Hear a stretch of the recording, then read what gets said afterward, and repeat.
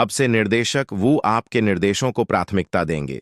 वह 24 घंटे तक अलर्ट पर रहेगा, इसीलिए जब भी आपको उनकी जरूरत हो उनसे संपर्क करने में संकोच न करें। क्या वह मेरी हर बात मान लेगा? वह उस तरह का इंसान है जो आपके दिल की गहराइयों में छिपे गहरे राज को भी तब तक छुपाकर रखता है जब तक वह आपसे मिल नहीं लेता। क्या इससे आपके प्रश्न का उत्तर मिल गया? ओह, मैं समझ गया। मुझे समझ आ गया। सिर हिलाकर सहमति देना, मैं इसका भरपूर उपयोग करूंगा। ठीक है, अब आप जा सकते हैं।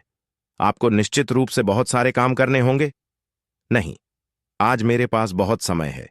दादाजी ने मुझे पहले ही स्नातक स्तर की पढ़ाई का बहुत अच्छा उपहार दे दिया है, इसलिए इसे प्राप्त करने के बाद यूं ही चले जाना मेरे लिए असुविधाजनक होगा। क्या यह सच है? चलिए एक ड्रिंक लेते हैं। दादाजी को अपने स्वास्थ्य के बारे में सोचना चाहिए। मैं एक नौकर को आराम करने के लिए भेजूंगा। अरे, आज आपका स्नातक समारोह है। हे भगवान! क्या हमें जश्न मनाने के लिए कम से कम एक ड्रिंक तो पीनी चाहिए? उस स्थिति में दादाजी को केवल एक गिलास शराब पीने की अनुमति होगी। बस एक गिलास। मार्च का महीना, जब बसंत की हवाएं चलने लगीं। Rainbow espresso. मुझे इसकी विशेष रूप से जांच करने का कोई कारण नहीं दिखता, लेकिन ऐसा लगता है कि आपका भाई जिन सांगजून वहां काम करता है। ठीक है, इसीलिए मैंने आपसे इसकी जांच करने को कहा था। कुछ भी खास नहीं। वह न तो धोखेबाज है और न ही अपराधी।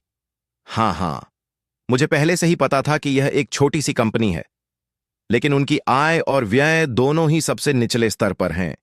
यह एक ऐसी कंपनी है जो केवल स्वयं की संतुष्टि के लिए बनाई गई है। कंपनी की प्रतिष्ठा खराब नहीं है। कंपनी की प्रतिष्ठा खराब नहीं है। वे नए कलाकारों की क्षमता का आकलन करने और उनके अनुरूप संगीत बनाने में माहिर हैं।